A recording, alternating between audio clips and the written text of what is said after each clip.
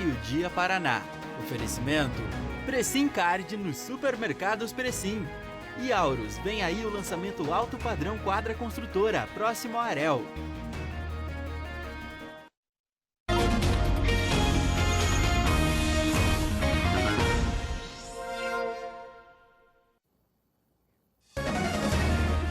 Olá, bom dia! Começamos agora uma edição especial do Meio-Dia Paraná. Seja bem-vindo, seja bem-vinda em todo o estado. Exato, estamos em rede em todo o Paraná para receber esse momento especial junto com você que nos acompanha.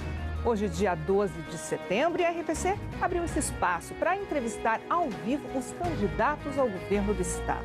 Estamos numa sala bem próxima à nossa redação, um espaço todo preparado para que possamos, juntos com o candidato, conversar sobre esse momento, discutir propostas, esclarecer alguns pontos que foram levantados por nossa equipe ao longo de todo o mês de preparação. E preparamos, inclusive, uma reportagem para você acompanhar com a gente esse momento. Os 5 candidatos mais bem colocados na pesquisa IPEC, encomendada pela RPC e divulgada no dia 23 de agosto, foram convidados a participar. Uma conversa olho no olho, de 20 minutos de duração, que será exibida em rede para todo o estado. Eles vão responder questionamentos sobre como pretendem governar o Paraná pelos próximos 4 anos. A RPC elencou assuntos que mexem com a vida dos paranaenses e que são importantes para o desenvolvimento do estado. As entrevistas serão conduzidas ao vivo nesta sala, a poucos metros do estúdio do Meio-Dia Paraná. Tudo aqui foi ajustado para receber aqueles que pretendem assumir o Palácio Iguaçu. Os tópicos foram escolhidos depois de uma análise criteriosa do plano de governo que cada candidato entregou ao TRE. Pontos discutidos em várias reuniões nos últimos dias com quem está na frente e atrás das câmeras. Como eles pretendem tirar as propostas do papel e colocá-las em prática? Como vão governar e diminuir os problemas do Paraná, vencer as dificuldades e desafios das pessoas? A partir de hoje até sexta-feira estaremos eu e o Wilson Soler frente a frente com os candidatos que pretendem governar o Paraná. Vamos analisar e discutir temas importantes para todos nós. Assuntos que interessam aos eleitores e que julgamos fundamentais para o futuro do estado. São questões que vão ter reflexos diretos na rotina dos paranaenses. E a repórter Carolina Wolff também participa com a gente da série de entrevistas. Durante a entrevista, nós vamos abordar temas considerados essenciais para o desenvolvimento do estado. Vamos falar, por exemplo, sobre pedágio, saúde, educação, segurança pública, emprego, renda. Esses questionamentos vão ser feitos a partir do plano de governo de cada um dos candidatos. Então, uma oportunidade para o eleitor comparar propostas e definir o voto já nessa reta final da campanha. Serão 20 minutos, sempre no comecinho do Meio-Dia Paraná. Tempo que a RPC julga essencial para contribuir com o crescimento e desenvolvimento do estado e dos paranaenses.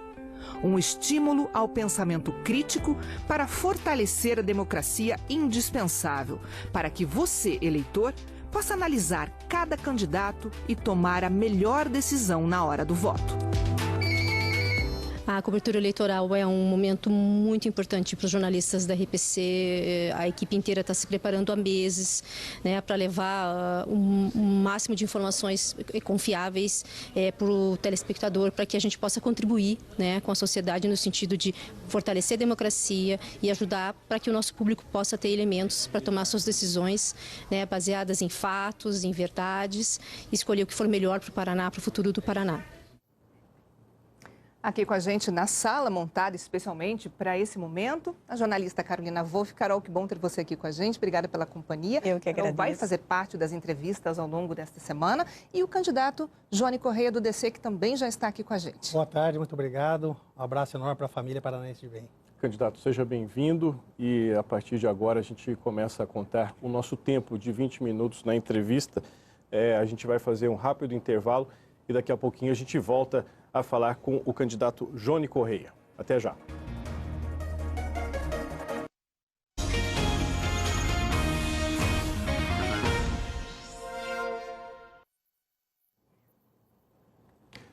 Começamos a partir de agora, no Meio-Dia Paraná, nossa série de entrevistas até a sexta-feira com candidatos ao governo do Estado. Hoje, Jônio Correia é o convidado. Candidato, mais uma vez, bem-vindo, obrigado pela presença. A partir de agora, nós começamos a contar o tempo de 20 minutos para a nossa entrevista. No seu plano de governo, vocês fazem clara expressão sobre a questão da escola sem partido, né? Escola sem ideologia, é algo que vocês pregam na parte de educação. Quando se trata de cultura, há uma clara também questão de se incentivar manifestações culturais, mas de acordo com as premissas do seu partido, o Democracia Cristã.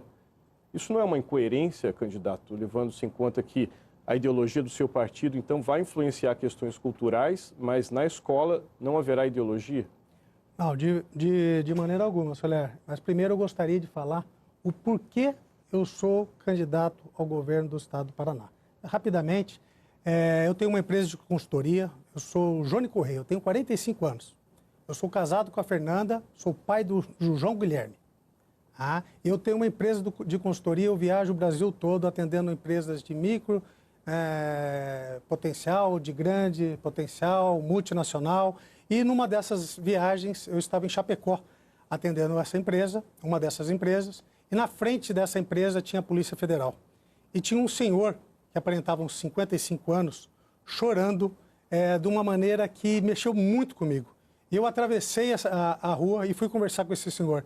E até de uma maneira, Carol, egoísta, eu me vi naquela pessoa. Ela me segurou no braço e disse: quando eu podia ter feito alguma coisa, eu não fiz. Quando eu podia ter feito, eu não fiz nada. Resumo da história. Essa pessoa tinha acabado de chegar da Venezuela, estava indo na Polícia Federal para acertar sua documentação, porque ela estava ali buscando uma oportunidade de emprego nos frigoríficos, nos abatedores ali do Oeste Catarinense. E aquilo mexeu demais comigo, eu me vi naquela situação, até de uma maneira, como eu falei, egoísta. E falei, eu preciso fazer alguma coisa. No outro dia eu estava aqui em Curitiba, tive que sair de madrugada para ir para São Paulo numa reunião. Cheguei em São Paulo pela manhã, esse empresário não pôde me receber. E quando eu desliguei o telefone tocou, era o secretário-geral da Democracia Cristã me chamando para conversar. Eu falei que estava em São Paulo, eu falei, você está em São Paulo? Eu falei, 43 minutos eu chego até vocês. E eu saí de lá como presidente estadual da Democracia Cristã. E aí, o que nós vamos fazer? No ano pré-eleitoral, isso daí eu estou falando em novembro. Eu fui atrás de pessoas com valores, fui atrás de pessoas com princípios, não fui atrás de pessoas com voto, para elegermos 2, 3 deputados e ficar negociando com o governo a respeito de secretaria, a respeito de poder. Eu fui atrás dos princípios e valores que eu fui criado em Cornélio Procópio, na cidade onde nasci e tenho muito orgulho. Sou pé vermelho, sou bicho do Paraná. E essa coisa foi crescendo, esse movimento foi crescendo, e eu comecei a correr o estado todo e comecei a ouvir muito mais do que falar. E o que o Paraná está falando é que não está contente com a atual gestão e muito menos está assustado com a gestão que está querendo retornar. E esse foi o motivo que nós começamos a buscar um candidato a governador para o nosso partido. Eu comecei a falar com várias pessoas e todas essas pessoas com quem eu falei me perguntou, Jônio, quanto de dinheiro você tem? E eu falei, eu não tenho nada. E essas pessoas foram saindo. Foi quando, numa reunião com alguns amigos, eles fizeram um card e colocaram na internet, me lançando candidato ao governo do Estado do Paraná.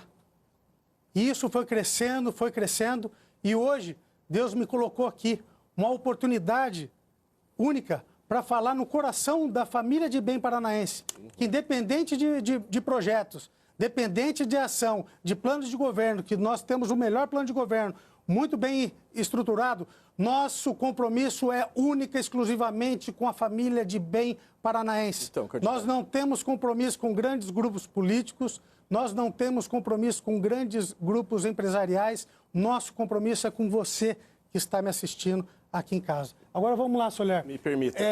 Educação. O senhor falou da escola, a escola sem partido faz parte do seu programa de governo, mas na cultura Na cultura, vocês falam em incentivar a cultura baseada em premissas do seu partido Democracia Cristã, o que parece ser uma incoerência. Não é incoerência, porque a premissa do meu partido vai única e exclusivamente em cima da família. Quando você fala em escola sem partido, nós vimos, agora, uns 10 dias, no Paraná, um professor colocando um vídeo, né, do ex-presidiário dentro da sala de aula. Esse tipo de coisa, esse tipo de influência, nós não permitiremos dentro das escolas estaduais no estado do Paraná. Né? Coisa que ofende realmente a família de bem. Nós estamos num estado conservador, nós estamos num estado cristão.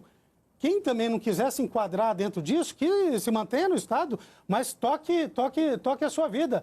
Nós não vamos governar o estado do Paraná.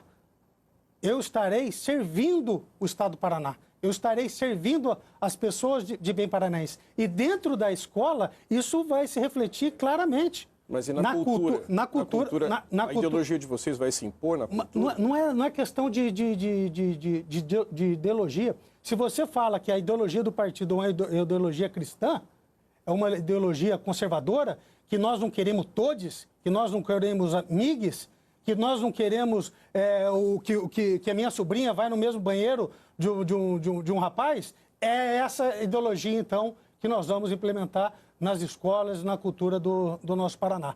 Porque ficar fazendo essa sacanagem, né? Sem roupa, manifesto com crucifixo colocado em órgãos genitais, esse tipo de coisa no nosso estado não terá. Candidato, no seu plano de governo tem uma seguinte frase aqui. É um partido cristão e assim o estado será norteado pelos valores cristãos. Mas a Constituição prevê um estado laico, sim, inclusive com liberdade religiosa. E como é que será o relacionamento do seu governo com pessoas declaradamente não cristãs? Olha, cada um decide o que quer da própria vida. Tá? Agora, nós não podemos deixar essas pessoas que não são cristãs, tá? Ofenderem a maioria. Tá? E isso tem acontecido, vocês têm passado isso na televisão, no dia a dia. É só vocês pegarem o modelo das manifestações que nós estamos tendo nos últimos anos, no 7 de setembro, e como era feito antigamente. Essas pessoas que quebravam as coisas, que tacavam fogo na nossa bandeira, né? Artistas que ficam sambando em cima da imagem nacional, essas pessoas não são cristãs. E nós não vamos servir essas pessoas. Essas pessoas têm todo o direito, né, a trabalhar, a se desenvolver, a fazer o que elas quiserem. Mas eu, estando à frente do Estado, não servirei essas pessoas. Eu vou servir a família de bem paranaense. Vagabundo, marginal, vai ter a força da lei. Né? Polícia, as nossas forças policiais, né? Polícia Civil, Polícia Militar, tem que ser respeitada pela família de bem, mas tem que ser temida pelos bandidos, pelos marginais. E esse é um governo firme e forte que vai trabalhar duramente com crime organizado. Então, se alguém estiver escutando do crime organizado, pode ir preparando a sua saída do estado do Paraná, porque terá um pulso firme e forte quando o assunto for segurança pública. Candidato, continuando então na questão de segurança pública, a gente tem um levantamento aqui que o número de civis mortos em confrontos com a Polícia Militar vem aumentando ano a ano. Foram 405 mortes no ano passado, 4 vezes mais do que em 2010. E só no primeiro trimestre desse ano morreram 123 pessoas em confrontos com a PM, uma média mensal ainda maior que do ano passado. Para contextualizar, em abril deste ano, a OAB, o Ministério Público, o Tribunal de Contas e a Universidade Federal do Paraná entregaram um ofício ao governo do estado sugerindo a adoção de câmeras nas fardas e também nos carros da Polícia Militar para tentar diminuir essas mortes em confronto. Se o senhor for eleito, o senhor pretende adotar o uso de câmeras nas fardas dos policiais militares? De maneira alguma. Câmera, então, a gente tem que colocar nos deputados para ver o que eles negociam no gabinete. Câmara, então, nós vamos ter que colocar em alguns secretários para ver o que eles negociam com alguns empresários. A Polícia Civil, a Polícia Militar tem toda a nossa garantia de trabalho efetivo, porque, inclusive, eles têm prerrogativa, né, de lei para estar fazendo o que estão fazendo. E atrás, dentro daquela farda, né? Dentro daquele uniforme, tem um pai de família, tem uma mãe de família. E se morreu tantas pessoas assim, você pode ter certeza que não chegou ninguém com florzinha para cima da polícia, não. Polícia tem que ser ostensiva. Não daria polícia mais segurança, inclusive, para as atitudes da polícia? O policial hoje que faz alguma coisa, né, nesse sentido, ele fica preocupado porque ele vai ter que pagar advogado, porque o Estado nem advogado dá para ele. Mas uma câmera não daria, então, a ele, inclusive, a prova de que ele agiu conforme as determinações da polícia? De maneira alguma. Você tem câmera no ônibus. Não tem a câmera no ônibus? E evita algum assalto, essas câmeras que estão no ônibus. Se fosse assim, se fosse evitar alguma coisa, a gente teria câmera para tudo quanto é lugar. Esse tipo de coisa não funciona. O que funciona é um policial bem preparado. O que funciona é um policial que tem um armamento de qualidade, não que faça uma licitação como o Estado fez e tem que devolver armamento. Não como o Estado compra um armamento e não compra o coldre que sirva naquele armamento para o policial. Não como eu tenho rodado o Estado todo e não tem cidade com policiamento nenhum. É uma vergonha que estão fazendo com a nossa população. A segurança pública no Paraná, tanto a Polícia Civil quanto a Polícia Militar, Polícia Penal, é terrível o que esses guerreiros estão fazendo, que colocam a vida em risco por nós. Essas pessoas saem de casa sem saber se vão voltar. O que eu tenho recebido de apoio de policiais civis e militares que estão na ativa ou que estão na reserva é brutal. Por quê? Porque não foi só nesse governo, não. Porque o governo anterior também não repassou os valores, a database que todo policial precisa. Candidato. Porque não tem, estão comprando carros, estão comprando caminhonetes e não tem ninguém para dirigir essas caminhonetes. Porque eu estou andando no interior e quando eu bati num batalhão, tinha um policial lá dentro que saiu assustado para me receber. E 3 carros lá no fundo, porque ele não pode deixar na frente do batalhão, porque não tem segurança na frente do batalhão. E não precisa fazer igual fizeram em Guarapuava, de metralhar todo mundo. Se um vagabundo roubar um botijão de gás, sabe o que esse cara tem que fazer? Ele tem que prender essa pessoa, colocar num carro, andar mais de 68 quilômetros para levá-lo numa delegacia e torcer para ter alguém nessa delegacia. E essa cidade fica 3 horas e meia, 4 horas de guarnecida, sem nenhum policial. Isso nunca mais vai acontecer no estado do Paraná. Eu quero voltar a colocar minha cadeira na frente da minha casa em Cornélio Procópio e jogar bola com meu filho, coisa que hoje eu não posso fazer. No seu plano de governo, o senhor disse que pretende criar guardas municipais nas cidades com mais de 40 mil habitantes. Essa não seria uma atribuição das prefeituras? Como é que o senhor vai administrar essa situação? Vai obrigar a criação dos guardas municipais ou vai bancar, vai financiar essa criação nos municípios menores? O que eu quero deixar claro, o nosso plano de governo não é algo definitivo. Né?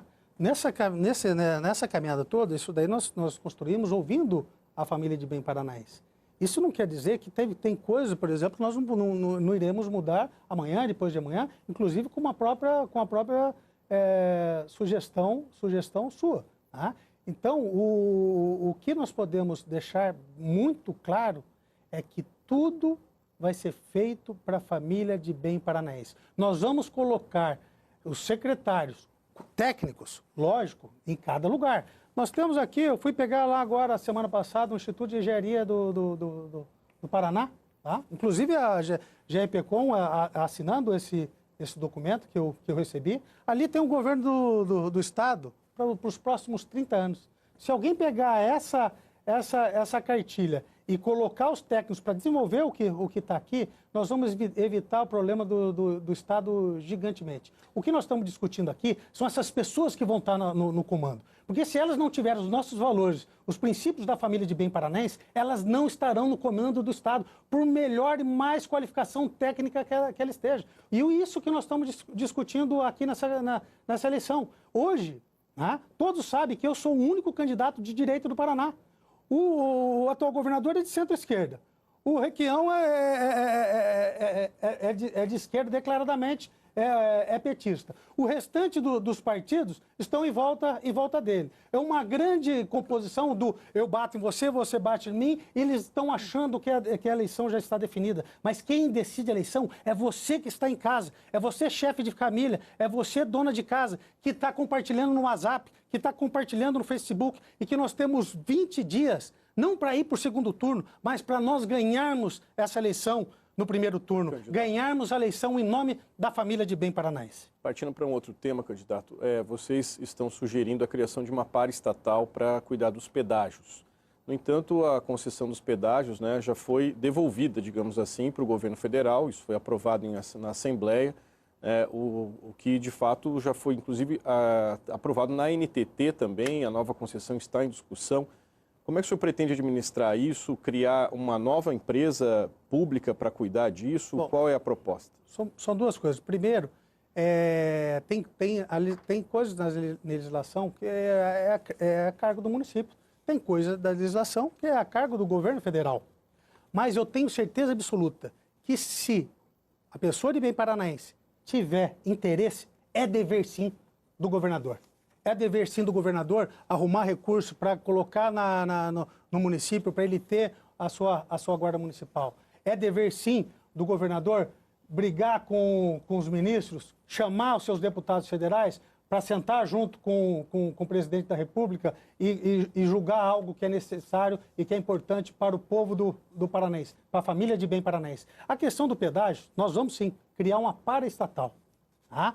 E se for pegar só a questão do pedágio, não dá para entender como uma pessoa em sã consciência votaria numa pessoa que falou durante 10 anos que o pedágio abaixa ou acaba, e que não aconteceu, ou de uma pessoa que está no governo e já falou que vai construir mais 15 praças de pedágio.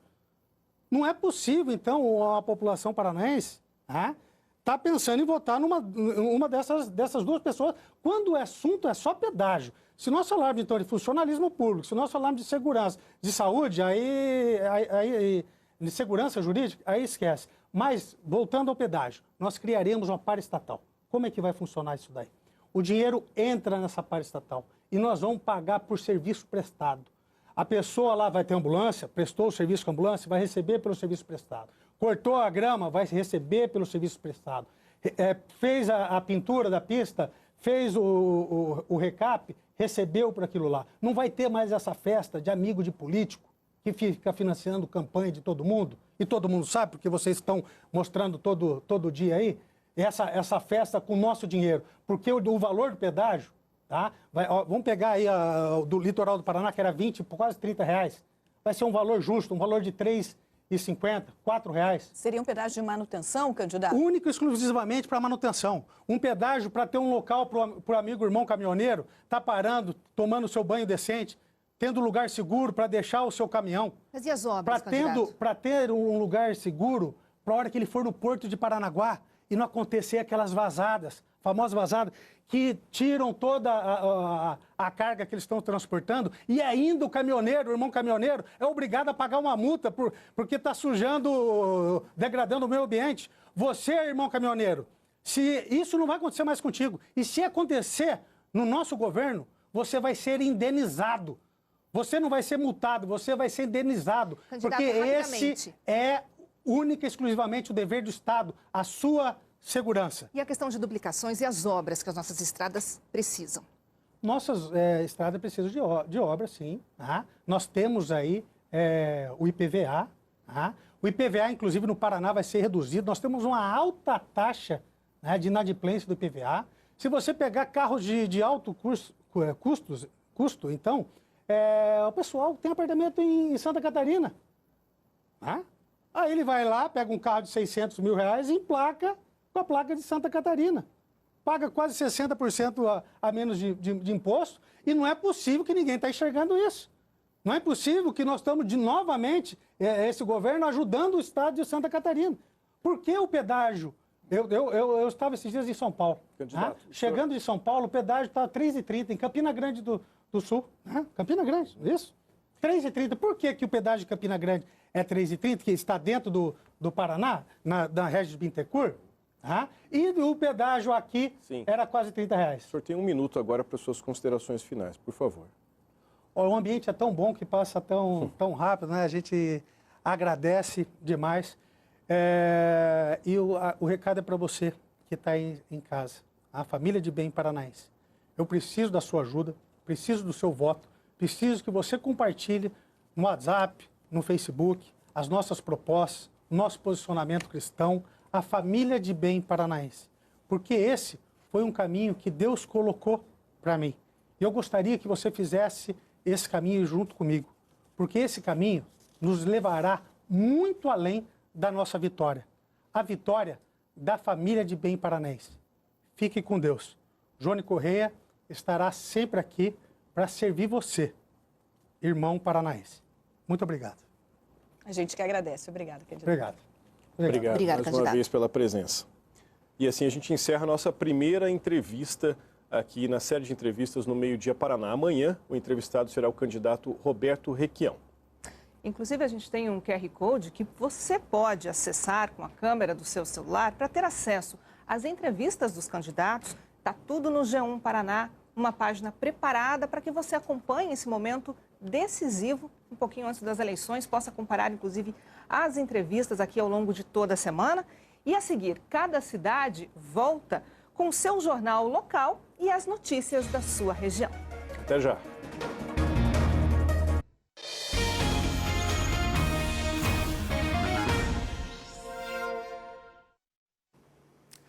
Meio-dia e 17, boa tarde, boa semana para você. Meio-dia Paraná, agora ao vivo de Londrina, para todo o norte do estado. Você bem informado, em companhia de toda a nossa equipe. Começo com informações de um recuo por parte da Prefeitura de Londrina na proposta de anistia de multas aplicadas por descumprimento de regras de combate e prevenção à pandemia de Covid-19. Essa decisão foi tomada após uma recomendação do Ministério Público. Multas de R$ 300 para quem não usasse máscaras e de até R$ 120 mil para aglomerações foram fixadas pela Prefeitura ainda no primeiro ano da pandemia. Desde então, foram feitos quase 2 mil autos de infração, superando R$ 4 milhões. Até o balanço mais recente, apenas 26 mil haviam sido pagos. O projeto, enviado pela Prefeitura à Câmara há aproximadamente um mês, previa a anistia de multas aplicadas por descumprimento de decretos de enfrentamento à infecção pelo coronavírus. Estipulava também que multas já lançadas seriam anuladas e os valores eventualmente pagos seriam restituídos. A Prefeitura justificou que muitas autuações foram aplicadas contra comerciantes, que a economia do Brasil continua fragilizada e que, ao forçar o pagamento dessas infrações, aumentaria ainda mais as dificuldades financeiras. O argumento foi questionado pelo Ministério Público, que enviou uma recomendação administrativa pedindo que o município desistisse da proposta. Para o MP, não é possível prevalecer o interesse dos comerciantes em detrimento da saúde. A promotoria entende que o perdão das penalidades pode provocar o desestímulo ao cumprimento de futuros atos normativos voltados à proteção da saúde pública, o que representaria um grave risco à população. Agora, veio a resposta da Prefeitura sobre isso. O município informou que está elaborando alterações ao projeto. Segundo a Prefeitura, as mudanças vão atender ao princípio da razoabilidade, com respeito à retomada da economia no município e à recuperação da saúde financeira, tanto de moradores como de estabelecimentos afetados pela pandemia, sem incentivo ou sensação de impunidade. A Prefeitura não detalhou quais regras pretende mudar. Se dará descontos ou irá adiar o prazo de cobrança das multas, como fez a Prefeitura de Curitiba e de outros municípios. Só informou que vai mandar uma nova resposta ao Ministério Público quando tiver as definições. Em conversas com o procurador-geral do município, assim como o prefeito, eles afirmaram que no novo substitutivo será proposto graduações para que seja atendido, de um lado, a recomendação administrativa do Ministério Público e, de outro, que ajude as pessoas, os empresários que estão em situação financeira muito difícil em decorrência da pandemia. Segundo o promotor, ao invés de prever anistia nas multas, a Prefeitura poderia se valer do modelo de outra prática já adotada em Londrina. Já é inerente ao próprio regime jurídico, no sentido de que os profis admitem que haja redução drástica de multa, na hipótese de pagamento, formas de pagamento diferenciado. Por enquanto, a tramitação do projeto segue suspensa na Câmara a pedido da própria Prefeitura. Aí, a atualização que você vê primeiro aqui no nosso Meio Dia Paraná. Câmeras de segurança flagraram um acidente com uma moto em Astorga. A violência da batida impressiona. O motociclista bate com muita força na traseira de um carro que trafegava por uma avenida. O motociclista, de 18 anos, voou por cima do veículo e caiu no chão. Ele usava um capacete aberto e teve ferimentos no rosto, nas pernas e braços, mas felizmente nada grave, apenas escoriações. Os passageiros do carro não tiveram ferimentos. O acidente foi neste sábado na Avenida Presidente Getúlio Vargas, em Astorga. Depois da Leste-Oeste, agora é a vez da rodovia Mábio Palhano também ter instalado um novo equipamento para monitoramento do trânsito. Neste caso, num ponto que o Meio-Dia Paraná já mostrou vários rachas. Mônica Dal, boa tarde para você, boa semana também. Do que se trata esse aparelho? Teremos aplicação de multas por aí? Oi, Alberto, boa semana para todos nós, uma boa tarde para você. Estamos ao vivo aqui na rodovia Mábio Gonçalves Palhano, bem perto, na verdade, no cruzamento com a rua Rubens Carlos de Jesus. Quem passa por aqui sabe, é um local de grande movimentação e neste momento é o que acontece por aqui. De acordo com a CMTU, vocês estão vendo já alguns pilares que foram colocados aqui neste local. E segundo a Companhia Municipal de Trânsito aqui de Londrina, um equipamento, assim como aquele que foi colocado na Leste-Oeste, deve chegar por aqui nos próximos dias. Para a gente relembrar também o que seria esse equipamento. É um equipamento que parece muito um radar, mas ele não aplica multas. E por enquanto serve então como para calcular, na verdade, quantos veículos passam nesses locais e também a velocidade desses veículos. E se for necessário, aí sim um radar é instalado nesses locais que estão recebendo essas estruturas. Nós estivemos também em um outro local hoje de manhã, que foi na Arthur Thomas, ali no acesso com a rua Benjamin Franklin. Por lá, a estrutura já está mais completa, mas de acordo com a CMTU, é a mesma situação que acontece aqui onde nós estamos e também na Leste-Oeste. Uma novidade que a companhia trouxe hoje é que esses equipamentos, eles são móveis, então eles estão passando por alguns locais da nossa cidade justamente para verificar se são locais que precisam de radares de velocidade ou não. E voltando aqui para onde nós estamos, Alberto, é importante deixar bem claro que ainda que esses equipamentos instalados, sejam para testes, há alguns outros aqui na Mábio Gonçalves Palhano que sim, eles aplicam multas e estão funcionando normalmente. Então, esse inclusive aí no sentido contrário, da Zona Sul para o centro de Londrina, é um radar que aplica multas, não é um mero controle de velocidade. Tem que ficar atento e, claro, andar sempre dentro dos limites legais. Ainda no trânsito, tivemos acidente com mortes hoje cedo na BR-376, que é o principal acesso do norte do Paraná para Curitiba. Tivemos, inclusive, interdição total de uma das pistas por lá. Kathleen Tanã, boa tarde, boa semana para você. Como foi esse acidente? Qual a situação de momento? A rodovia já foi liberada? Oi, Alberto, boa tarde para você, boa tarde a todos. A BR-376 está com uma das faixas liberada, em cada sentido da via, tanto para Curitiba como aqui para Londrina. Mas a qualquer momento a rodovia pode ser completamente fechada ali na altura do município de Tibagi, na região de Ponta Grossa, para que seja feita a retirada da carga de madeira que se desprendeu de um caminhão que tombou por volta das 7 horas da manhã de hoje. Sobre esse acidente que acabou tirando a vida de 4 pessoas, a gente detalha para vocês que aconteceu então nesse início de manhã, porque logo depois desse caminhão tombar e derrubar toras, um carro da Secretaria de Assistência Social de Ortigueira, que seguia no outro sentido da BR-376, acabou atingindo uma dessas toras. As 5 pessoas que estavam dentro do veículo ficaram feridas, 4 delas não resistiram e morreram. Os corpos foram encaminhados para o IML de Ponta Grossa. A pessoa que sobreviveu está internada no hospital de Ponta Grossa, numa situação considerada bastante grave.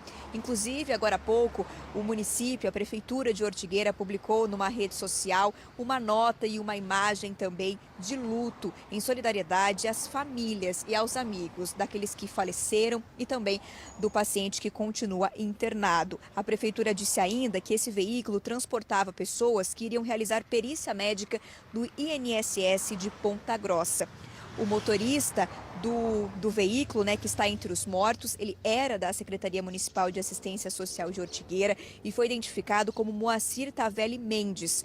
Os outros mortos são Rosalina Ferreira de Melo, Edina Casturina Batista, Júlia da Silva Noceira e o paciente internado é o Antônio Carlos Fernandes de Lima.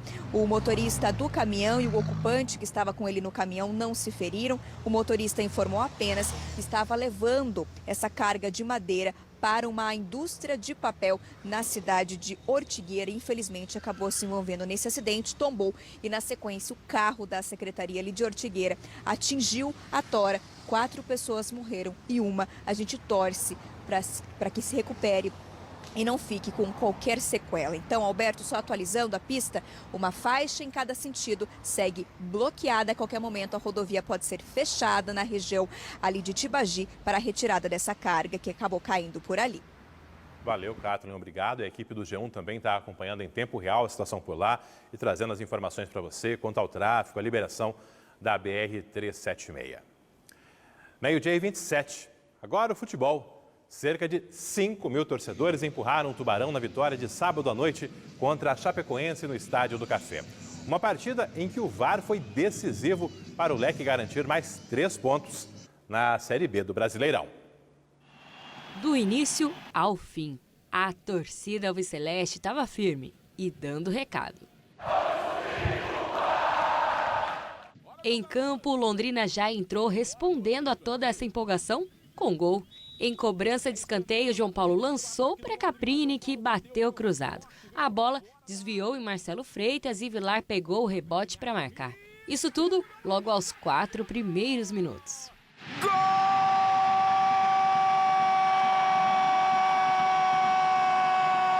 do Tuba! No segundo tempo, a Chape aumentou a pressão e conseguiu o empate. O goleiro Matheus Nogueira chegou a defender, mas a bola ultrapassou a linha e o gol foi confirmado pelo VAR. Foi aí que o Londrina mostrou que a noite era mesmo de emoção e correu atrás da vitória. Em uma tentativa de finalização, Jefferson foi derrubado. Em princípio, o juiz não marcou nada, mas foi acionado pelo VAR e depois de rever o lance, o pênalti foi confirmado. João Paulo bateu e garantiu o resultado da noite, 2-1 para o Tubarão. João Paulo de pênalti, pancadão, firmão, sem chances pro Saulo. A gente era patinho feio, né?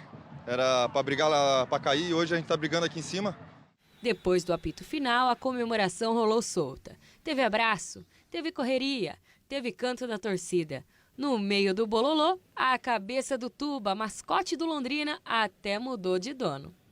Me senti um atum ali, né? Então, peço desculpa ao profissional que, na ocasião, falou, eu não posso, vai ter multa. Eu falei, eu pago a multa.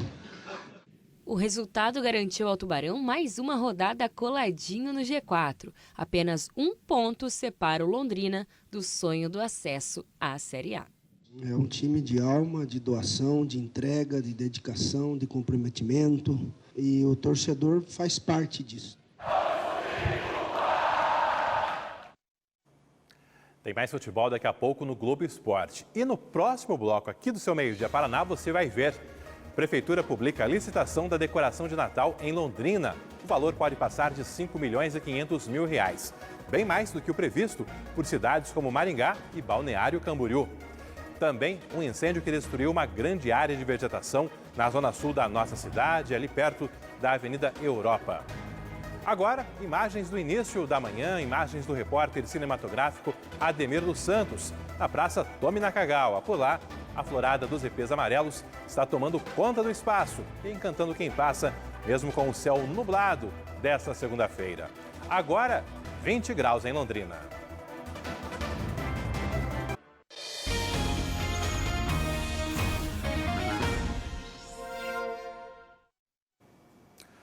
A decoração do Natal em Londrina, agora em 2022, pode ficar até 3 vezes mais cara do que no ano passado.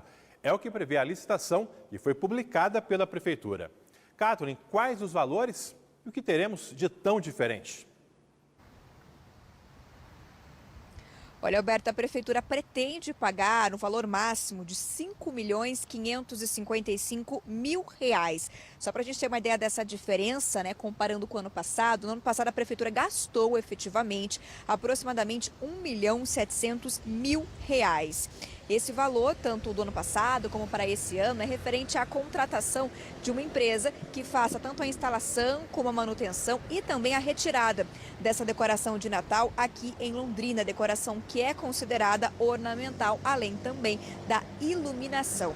A gente preparou até uma arte para fazer um comparativo com relação a outros municípios. Por exemplo, aqui em Londrina está previsto, né, esse valor máximo de 5,5 milhões de reais. Claro que esse valor gasto efetivamente pode ser menor, mas a Prefeitura está estipulando esse teto, digamos assim, vai gastar até este valor.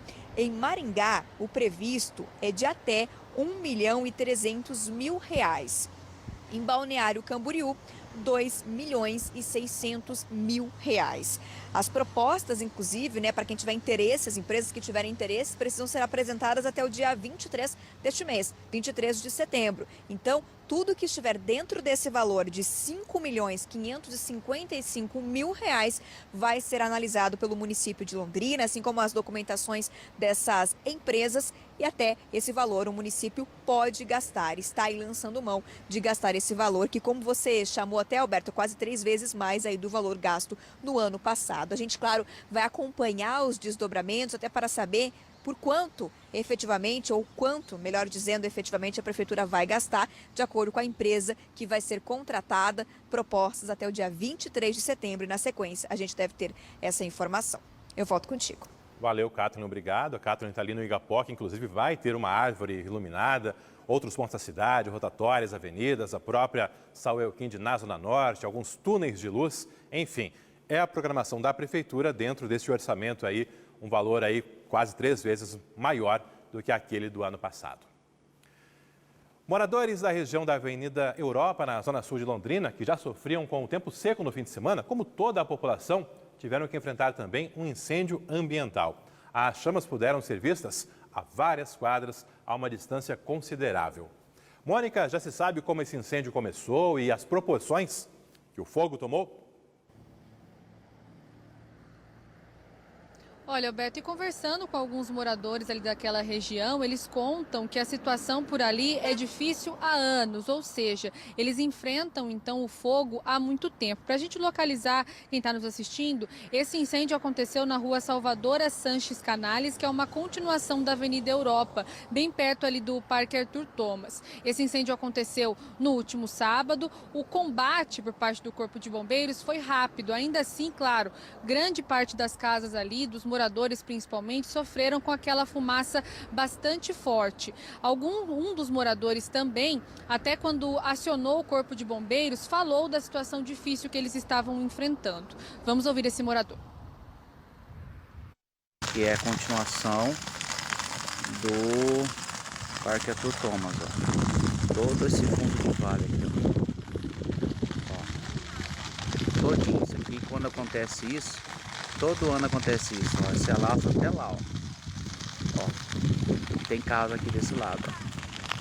Em 10 minutos que a gente conversou, ó, olha o tanto que já se alastrou.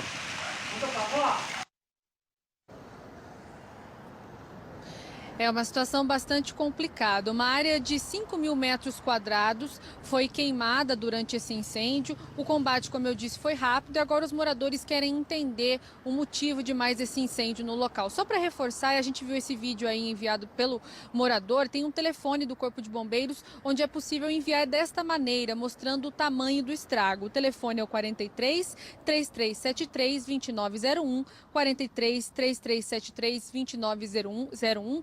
Esse telefone é o WhatsApp do Corpo de Bombeiros e você pode também mandar algumas imagens. É com você, Alberto. Valeu, obrigado. Vou aproveitar a deixa da Mônica aí falando de tempo seco e de tempo como um todo para trazer agora a previsão para você.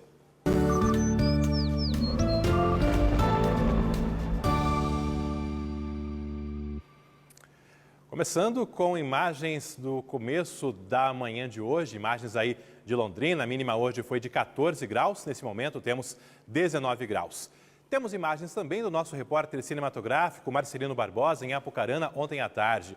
Uma nuvem de fumaça vista em várias cidades, fumaça provocada por queimadas lá na região do Amazonas, Mato Grosso e Acre, e que infelizmente tem se espalhado por todo o Brasil e até mesmo em países vizinhos nos últimos dias.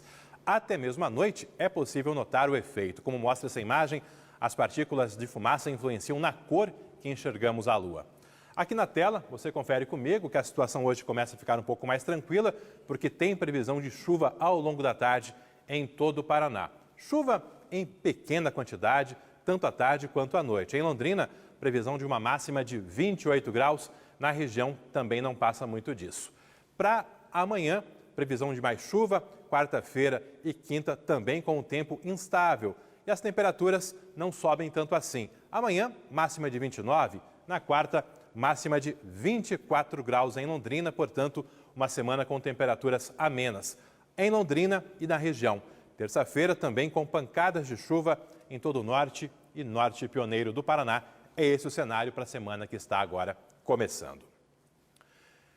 Faltando 3 semanas para o primeiro turno das eleições, moradores da usina Três Bocas, na zona sul de Londrina, estão sem saber onde irão votar no próximo 2 de outubro. Veja o porquê. Esta reportagem surgiu de uma mensagem enviada ao Meio-Dia Paraná. Uma moradora aqui do Patrimônio, usina Três Bocas, quer saber onde vai votar nas eleições deste ano, já que a Escola Municipal Machado de Assis, o antigo local de votação, foi desativada pela Prefeitura no fim do ano passado. A maioria dos moradores da região votava nesta escola. Este comerciante, além de estudar e votar nesse local, também foi mesário por várias vezes. Depois do fechamento, ele ficou sem saber para onde ir no dia da eleição.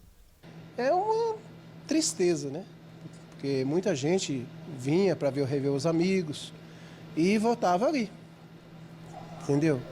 Agora, pode ser que eles venham ainda, mas vai ter que votar em outro lugar, né? A Justiça Eleitoral acabou de definir o local de votação do pessoal da usina Três Bocas. Será na nova Escola Municipal Machado de Assis, que fica na cidade, no residencial Buriti, a mais ou menos 7 quilômetros da sede do Patrimônio. Faixas informativas já foram feitas e serão colocadas nas 2 escolas, a desativada e a nova. A Justiça Eleitoral também está se organizando para providenciar transporte aos eleitores que não puderem se deslocar até a cidade. O transporte será da escola antiga, da sede que foi desativada, até o local de votação atual. Serão vários horários, nós estamos estabelecendo quais esses horários, qual o veículo que vai fazer o transporte, e essa informação será encaminhada em breve para os eleitores da usina Três Bocas. Agora, ciente do novo local de votação, seu Paulo Sérgio também se comprometeu a ajudar na divulgação. Agora a gente pode informar as pessoas, né? Porque a gente sabendo, tem muita gente que vem procurar a gente para saber. Então a gente pode procurar informar as pessoas. E tem outra mudança. Eleitores que votavam na Faculdade Pitágoras terão que se dirigir ao Colégio PGD, que fica bem perto do Shopping Catuaí. O carcará resgatado no calçadão de Londrina está em tratamento no Hospital Veterinário da Unifil. A ave estava enroscada em um fio de nylon e chegou ao hospital com dificuldades para respirar e ferimentos na cabeça. Segundo a veterinária, a ave conseguiu tomar água e se alimentar. O carcará deve ser solto assim que receber alta no mesmo local de captura. No sábado, bombeiros usaram uma escada de longo alcance para resgatar a ave, que estava enroscada a mais de 10 metros de altura. O trabalho durou mais de 2 horas e chamou a atenção de quem passava ali pelo calçadão, bem no centro da nossa Londrina. Agora, 12h42, está chegando por aí a equipe do Globo Esporte, na sequência, horário eleitoral e depois o JH. Para você, uma ótima tarde e uma proveitosa semana. Tchau, tchau.